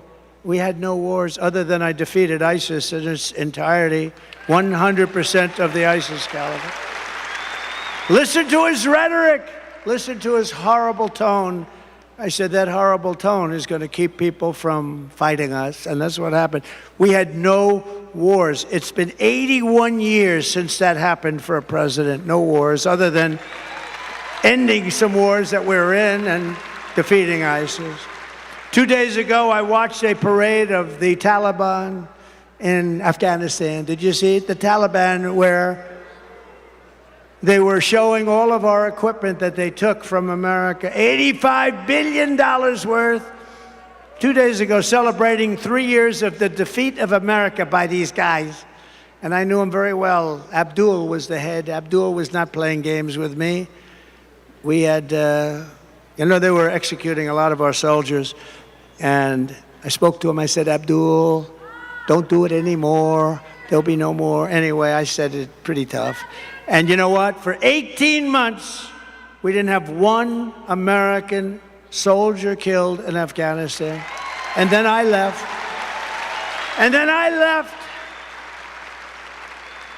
And this bunch of incompetent people took over, and it all started up again. And then they had the most embarrassing day in the history of our country, I thought. But she bragged about being the last person in the room that night, the night that they decided to do whatever they decided to do. In other words, she had the final vote, and she bragged about it. It's been the most embarrassing moment in the history of our country, Afghanistan. It should have never, ever happened. We should have gotten out with dignity and strength. And you don't take your military out first. You take your military out last. They couldn't believe we did it.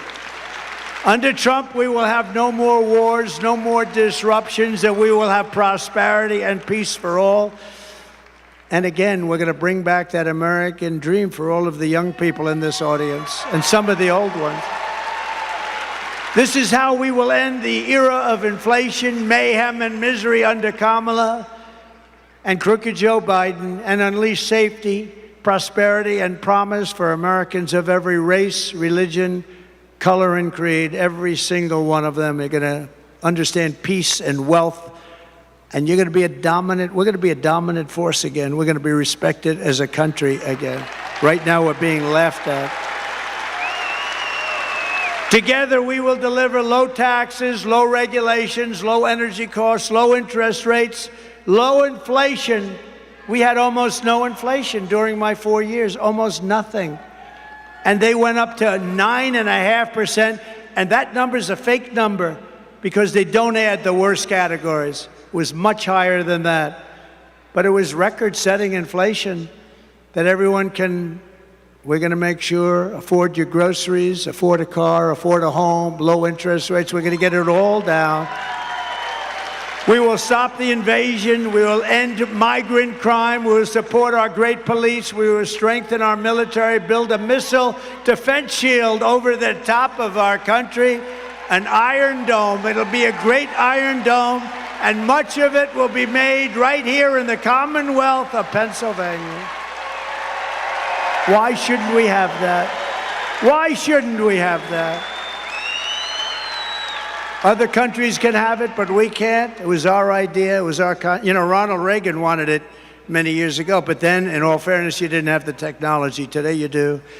We're going to have an Iron Dome to protect us from the lunatics out there. And we're going to keep critical race theory and transgender insanity the hell out of our schools. And we're going to keep men out of women's sports. No men in women's sports.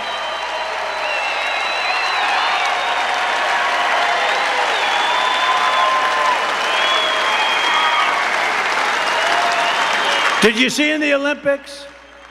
They had two transitioned. They transitioned. They were men, they transitioned to women, and they were in the boxing. And a young Italian woman was boxing one of the transitioned men, and she got hit with a jab, just boom. A jab is not like the hard. This is the harder one, right? If you're right-handed, boom. And she backed up. She said, "What just hit me? I just got hit with a horse. What just hit me?" Think of that. Then he did it again, boom. And she said, "Okay, that's enough." 2 jabs. Then the other one, and by the way, he went on to easily win the gold medal. He just walked through everybody. He won the gold medal. Then there was another one, a transitioned man, and he also won the gold medal. He transitioned, and he won the gold medal very easily. So the 2 fighters won the gold medals very easily. And she came out, the Italian girl, beautiful girl, very good boxer. And she said, "Nobody's ever hit me like that." 2 jabs. She said, "I've never been hit." She just said, "That's enough, that's enough." It's crazy. It's so demeaning to women. How about the weightlifting? Hundreds of pounds more, hundreds.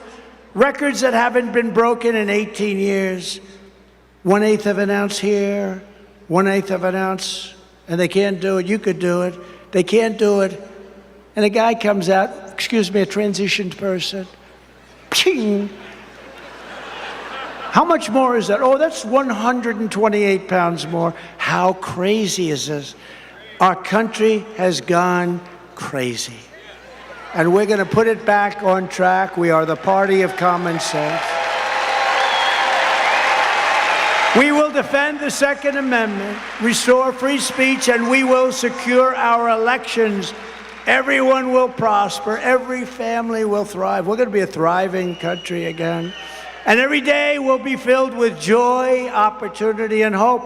Right now, it's filled with sorrow. It's sorrow. People are so embarrassed by what's happening to our country. They're waiting for Iran to drop weapons all over Israel, but it hasn't happened. You know why? Because our country is willing to pay them billions and billions of dollars. How about where they negotiate? I had 58 people. We negotiated and we didn't pay. 58 hostages I got out, 59 I think, and got them out even from North Korea, the toughest. Had a good relationship with Kim Jong-un, but I got them out. But you never pay, because once you pay, you gotta pay. How about we pay $6 billion, $6 billion, and we get some out. And in the case of Russia, they get the Prince of Doom. You know who the Prince of Doom, the greatest arms dealer, they say, in the history of the world. And they got him. And we also gave $6 billion. It's so embarrassing. So embarrassing. And the world is watching. And you know, when you pay $6 billion, all of a sudden people are going to be disappearing from the streets all over the place. And it's a very bad precedent is being set in many ways, including the weaponization of our government. You know, I could have done that with Hillary Clinton. And I said to myself, how would it look? We're trying to unify the country. How would it look if I had arrested and put in prison the wife of the President of the United States? I thought it was not good. And then they do that to me. They want to put me away. But you know what? I get indicted for you. To me, I'm just here. I'm just standing in their way. I said to them, fellas, you know,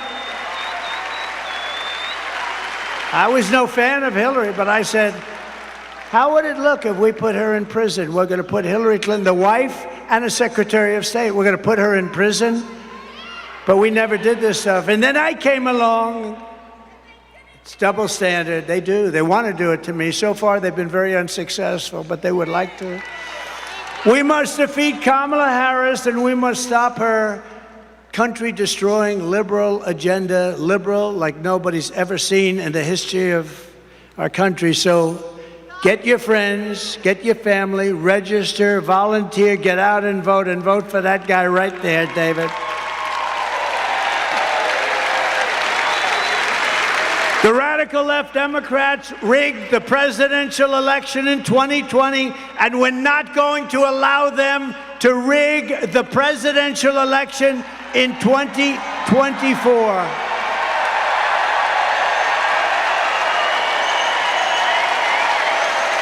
And we want a landslide.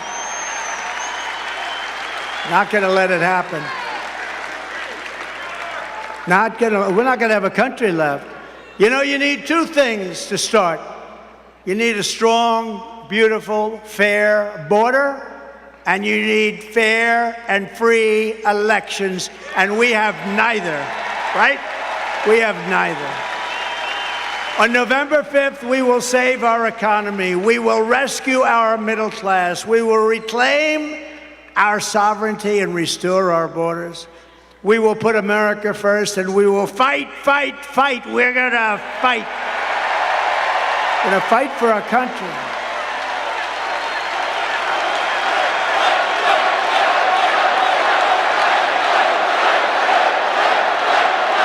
Thank you. Thank you. Thank you very much.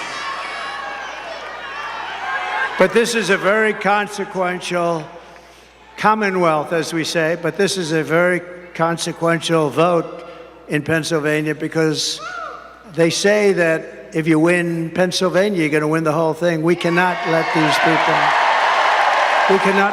people win Pennsylvania. That includes David. Can't let it happen. And together we will make America powerful again. We're going to make it powerful. We will make America wealthy again. We will make America strong again. We will make America proud again. We will make America safe again. We will make America free again. And we will make America great again. Thank you very much, Pennsylvania.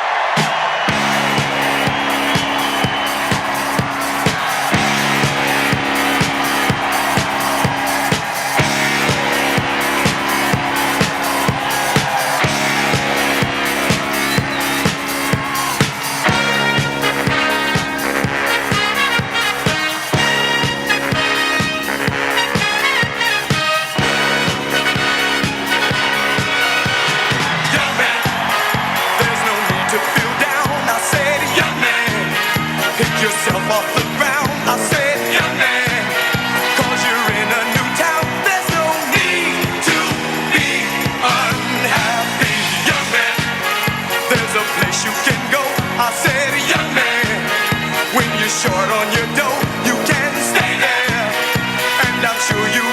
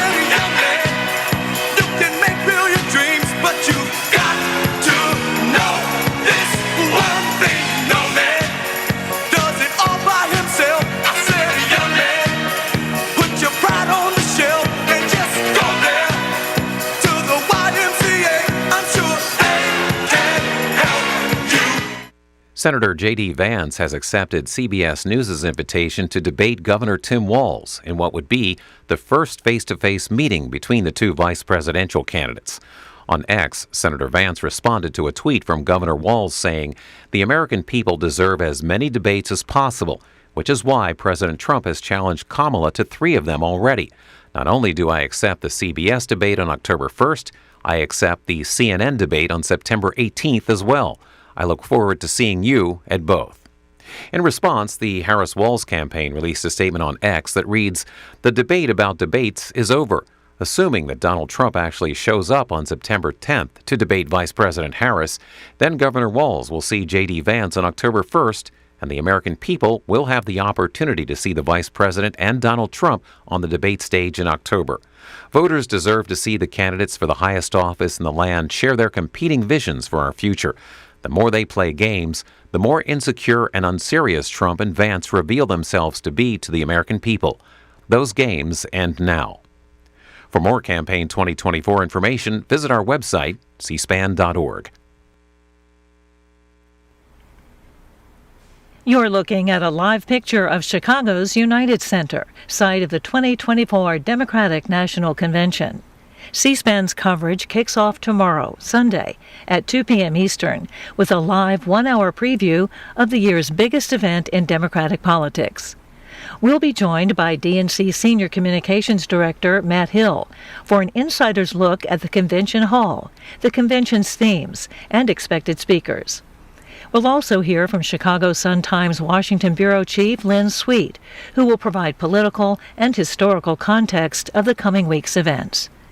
And then on Monday, tune in for the first day of the convention, when President Biden and former Secretary of State Hillary Clinton are slated to speak.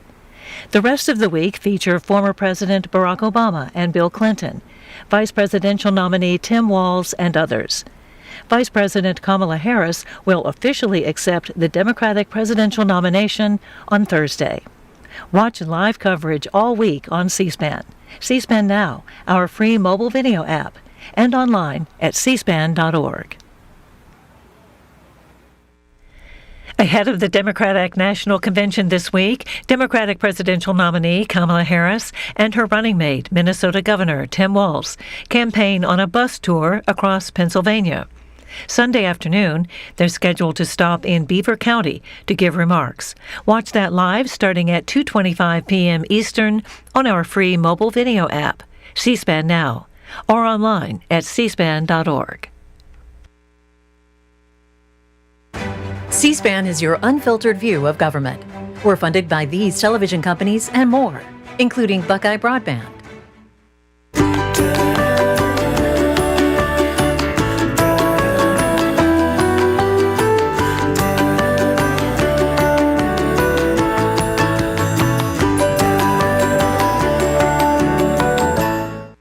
Buckeye Broadband supports C-SPAN as a public service, along with these other television providers, giving you a front row seat to democracy.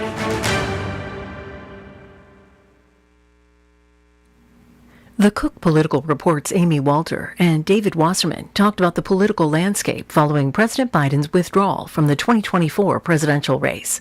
They considered Vice President Kamala Harris's ascent to the top of the Democratic ticket, how voters have responded to the change, and the electability of her challenger, former President Donald Trump.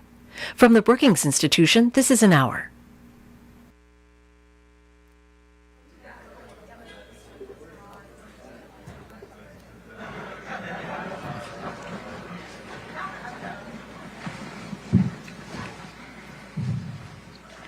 Wow, this is a responsive crowd. It is. So quiet. So good afternoon, everybody, and good morning if we're, I guess, on the West Coast. I'm Camille Bisset. I'm the Interim Vice President of Governance Studies here at Brookings, and it gives me great pleasure to welcome all of you here in the room and everyone who has joined us online to this conversation with Amy Walter and David Wasserman. One of Washington's most powerful women in 2023 and 2021, and we hope in 2024. Amy Walter is the publisher and editor-in-chief of the Cook Political Report with Amy Walter, where she provides analysis of the issues, trends, and events that shape the political environment. We are also joined by David Wasserman, her colleague, who is the senior editor and elections analyst for the Cook Political Report with Amy Walter, and is recognized as one of the nation's top election forecasters. So welcome to you both. Thank you. So I think before President Biden dropped out, probably the life of a political pollster was a little less interesting. But now everybody wants you, so we are thrilled that you are here at Brookings. David, I wanted to start with you, and let's talk a little about what's happened since President Biden's exit from the race. So at that point, early polls suggested that Vice President Harris was closing the initial gap between the then President Biden and former President Trump. So where are we now, and how confident can we be that we are seeing a trend? Well, first, thank you, Camille, and it's good to see such a big crowd here. Apparently, now we're back to crowd size, so now we can boast that got a lot of interest. So, if we were to put the 2024 election in Netflix terminology, a month ago, Republican consultants were boasting to us that Democrats were running a weekend at Bernie's campaign where they were hiding the candidate. Then somehow we got onto Silence of the Lambs. And I don't want to say that we're quite at miscongeniality, but we are witnessing one of the most remarkable turnarounds in a candidate's image that we've seen in some time. It was just several weeks ago that Kamala Harris was in the 538 average at 36% favorable to 54% unfavorable, which was below where both Trump and Biden were. And it was a year ago that we were fielding questions from folks about whether Joe Biden should ditch Kamala Harris from the ticket. And it's not as if he got it's not as if she got dramatically more popular by the time he dropped out of the race. It was that he had fallen below where she was. And yet, in the time since he dropped out, we have witnessed her get to 43-49, which by today's standards seems absolutely smashing. That's right. So that is popular. That's right. And as our friend Nate Cohn wrote a couple days ago, it basically qualifies her as a generic Democrat. And the euphoria you're seeing among Democrats is really relief. But among independent voters, there is also some relief that we're no longer trapped in this geriatric showdown, right? There has been something to shake up this dynamic that we've been living with for the first half of the year. And so this honeymoon period, where she has taken a narrow lead in our polling average and basically every polling average by about a point, and we're still kind of drilling down on these swing states, which we'll talk about. But I think it has a lot to do with the fact that the Trump campaign and Republicans have squandered the past few weeks' opportunity to define her and fill in the gaps for people who don't have that strong an impression either way of her. And that's because there's been a messaging dilemma on that side between those who want to characterize her as unserious and laughing Kamala, and those who want to focus on the substance of the position she took to the left of Joe Biden when she was running for president in 2020 and frame her as liberal Kamala. And so far, that messaging jumble on the Republican side has created an opportunity for her not to necessarily seize the middle, but to seize the momentum and come across more favorably to voters. Yeah, I think that's a great way to put it. And, or to take a meme, perhaps, she's in many ways unburdened by what has been, which is quite remarkable. And it is not just the fact that she is no longer seen as tied, or she's no longer as tied to opinions of Biden as she was back when she was the vice president.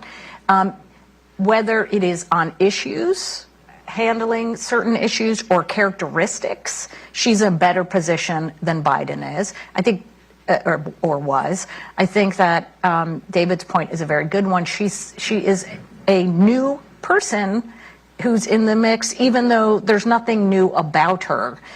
She's been the sitting vice president, so she comes into the race in some ways with the burden of incumbency, and yet that burden hasn't been as heavy as one would have assumed, given that Biden was really struggling, not just with his favorable rating, but opinions about how well he'd do as president. Now, I think she's also been helped not just by the fact that Republicans seem to have a messaging challenge. I think they too thought that the polls that they were seeing pre-Biden dropping out were going to hold, that she'd come into the race deeply unpopular, that people held a very low opinion of her, whether she was smart enough or whether she was capable enough to be able to do this job. The polls that we've seen over the last few days really have upended that theory. So there was some, I don't know if it was hubris or hope that she was going to be as weak, if not a weaker candidate. And she's also been more successful in staying on message. This is why you have this weekend, if you saw J.D. Vance, he was on every single Sunday show. What was he saying? Come on, Kamala, come on out. Show us your positions. Get off the scripted. He went and didn't he stalk her plane at one point, trying to get her to come out and talk to him? And the point there being, we can't let her keep defining herself in these well thought out, crafted teleprompter types of rallies. We need to get her off the cuff. We need to get her in front of the media. We need to get her answering questions. So she's been successful in being able to stay out of that. And the second is that Trump has not been successful staying on message, which he was incredibly, we called it disciplined, and the campaign being focused. I think a lot of that was driven by the fact that he was winning. And when you're winning, everybody's great. When you're not winning, everything's terrible, right? And so that's when he has his, his worst instincts come out in terms of the ways that he decides he wants to get the campaign back into his favor. And, the Democrats had been saying for months that there were enough anti-Trump voters out there.